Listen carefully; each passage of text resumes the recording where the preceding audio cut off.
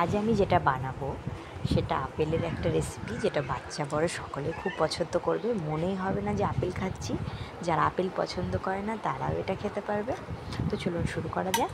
আমি প্রথমে একটা আপেল নিয়েছি, সেটাকে ভালোভাবে আমি ছিলে নেব। এবার আমি গ্রেটারের সাহায্যে গ্রেট করে নেব। হয়ে গেছে। এবার আমি ভালোভাবে ধুয়ে নেব। ধুয়ে নেওয়ার পর চিপে চিপে চিপে চিপে এক জায়গায় তুলে নেব।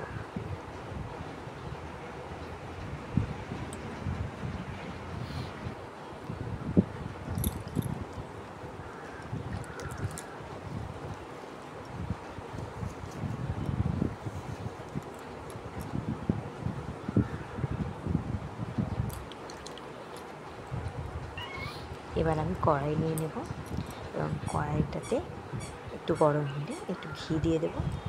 ঘি দিলে গন্ধটা খুব সুন্দর আসে। এবার আমি আপেল কোড়াটা দিয়ে দেবো, সাথে দেবো গুঁড়ো দুধ। আমি গুঁড়ো দুধ সবসময় আমুলিয়ার গুঁড়ো দুধটাই ব্যবহার করি। এটাই আমার সবথেকে বেশি ভালো লাগে, এটা আমি খুব পছন্দও করি। এটা নিশ্চয়ই আপনাদেরও খুব ভালো লাগে। তো আমুলিয়ার গুঁড়ো দুধটা দিয়ে দিলাম। এটা দেওয়ার কারণ, আমি যদি ডাইরেক্ট লিকুইড দুধটা অ্যাপ্লাই করি তো দুধটা ফেটে যাবে। তো সেই কারণে প্রথমে আমি একটু গুঁড়ো দুধ ব্যবহার করে নেব। এবার একটু চিনি দিয়ে দেবো। আপেল যদি মিষ্টি থাকে আর গুঁড়ো দুধও মিষ্টি, তো সেক্ষেত্রে চিনিটা একদম অল্প দেবো।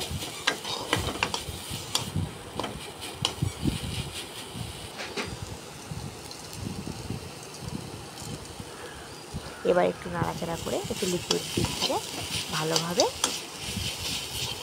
দুধটা শুকিয়ে গেলে নামিয়ে নেব। আমার তৈরি। এটাকে আপনারা আপেলের পায়েসও বলতে পারেন, আপেলের ফিরনি বলতে পারেন, আপেলের ক্ষীর বলতে পারেন, যেটা ইচ্ছা আপনারা যে কোনো একটা নাম দিতে পারেন। ওপরে একটা কিশমিশ ছড়িয়ে পরিবেশন করব। ভিডিওটি ভালো লাগলে অবশ্যই চ্যানেলটি সাবস্ক্রাইব করে পাশে থাকবেন। ধন্যবাদ।